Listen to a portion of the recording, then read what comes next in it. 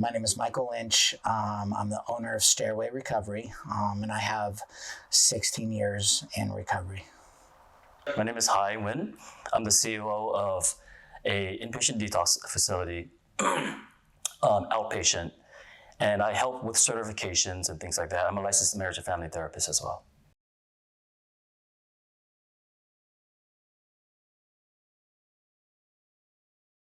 It's human trafficking. They call it body brokering. I guess in my own terms, I would call it attempted murder. You know, it's the business component combined with a sense of greed that takes, just the human perspective and puts it into a number sign. Facilities are paying either addicts directly to come into their facilities to fraudulently bill their insurance, or they hire other addicts to prey on other addicts to ultimately pay them to go into their facilities. And in order to do that, they must come in testing positive for narcotics. Besides the disgusting part of just human trafficking, we have the whole piece about that in order to go in, you must get high. And, I've seen a lot of people don't make it, they get high thinking that they're going to go into a facility to get paid, and they end up overdosing and dying.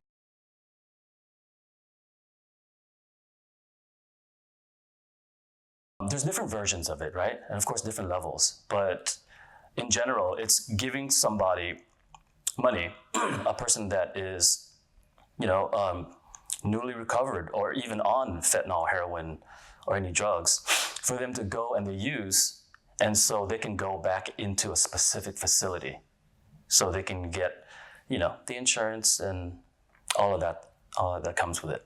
And that's why I term it as attempted murder. Because if you give a person that's very deep in their addiction, $500, what's going to happen? Overdose. I actually started Stairway Recovery because of the body brokering that was going on.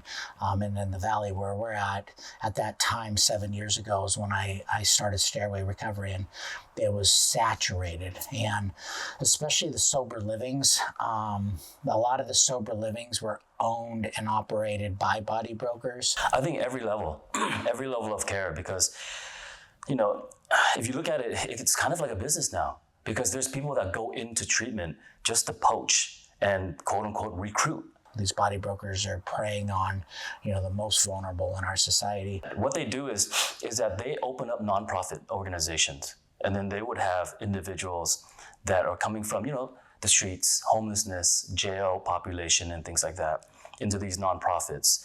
And then they would stay there for a certain amount of time, and then they would get bought insurance by the company.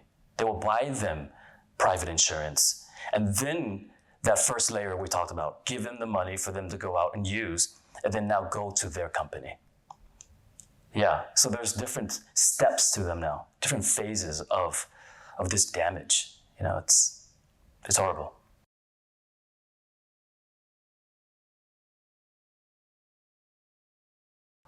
As an addict myself, I do remember what it was like when I first was getting clean. And every, hour I wanted to leave. Every hour I wanted to get high. And, just sitting in my seat and staying another day was so hard. And these predators will, talk to, new addicts that are newly getting clean. And I'm really grateful that this wasn't happening when I first got clean, because I don't think I could have said no myself. If somebody came up to me and said, "Do you want to get high? And I'm going to pay you to get high." They would go there because they got paid to go there, poach a bunch of people, like a business, right? Like sales, you recruit or you make a certain amount of sales, and then you would AMA with them, leave against medical advice, and then now you have a group of people that will get paid once they leave there by the original entity.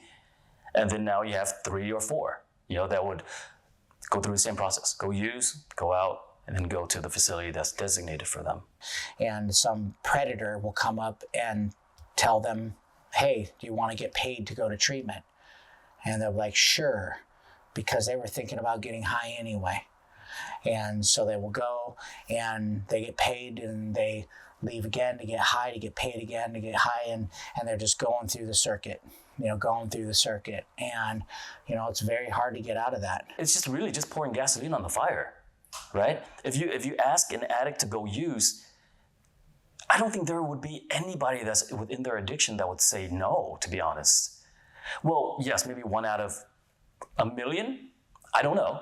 There's statistics, there's some research in that, but it's death. It's on the other side, companies, corporations, having to struggle when we're really trying to help people. So now what it does is it overflows the industry. A lot of these people that open these treatment facilities, they don't even look at us as human anyway, to be honest. And so for them, they don't care that, they have us prey on our own people because they just look at us as, just cattle or another, a commodity is what they use us like, as a commodity.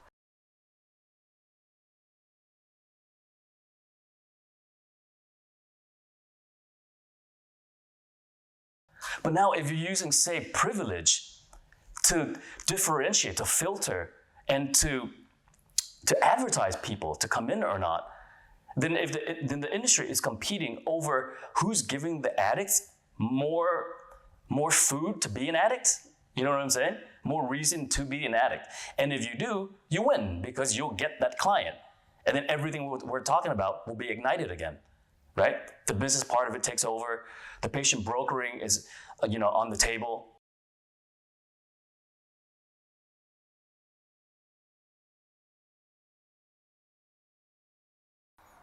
There's so many different things that go on. Besides the paying for the addict to get high, to come into the treatment center, and finding addicts that have those good policies that will pay a lot. What a lot of the places do is they purchase policies they purchase insurance policies for addicts.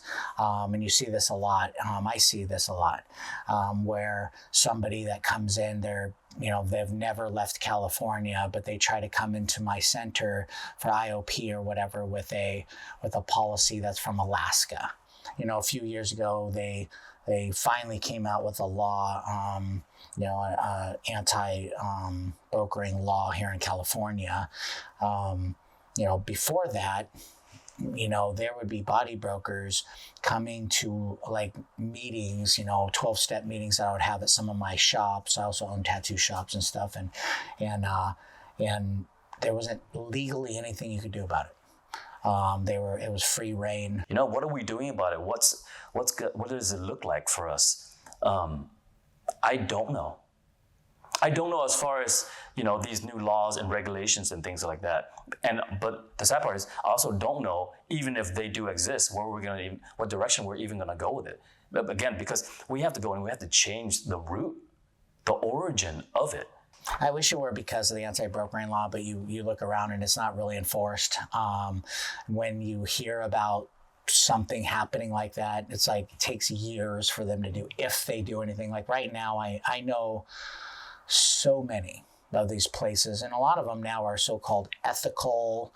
They've been around for years, and I know how they started. They started body brokering, and nothing happened to them because it wasn't really being enforced. There is a bill, I believe it's SB 1228, and that says that we are not allowed to give any kinds of reimbursements, right? Or any like monetary or kind of anything to a client for being in treatment, right? And the thing is that is that effective? No, because if you make, again, a survey and you ask every single owner in the United States, do you know what SB 1228 is? I'm pretty sure more than half will say no, right? And also, again, it's ineffective because of what we talked about earlier. because of the business component, the marketing aspect, right? I mean, companies, they buy things for their clients. That's the truth. They buy cigarettes for the clients. I mean, just they do whatever it takes, to be honest, you know? And then again, you know, it'll be like, because, you know, we want to help them. Then we'll say, oh, well, what about cigarettes versus coffee? What's the difference? You know, again, the mind is going through that justification piece, right? Just like an addiction.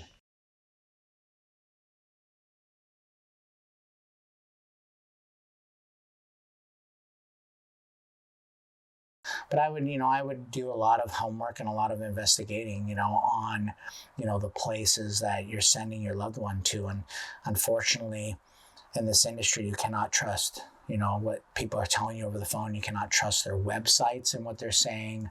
Do your homework. Do your homework, because it literally is life and death. And it's unfortunate that it's that way in this industry, when that it's become, this industry has become just a cesspool of predators preying on some of the most vulnerable in our society.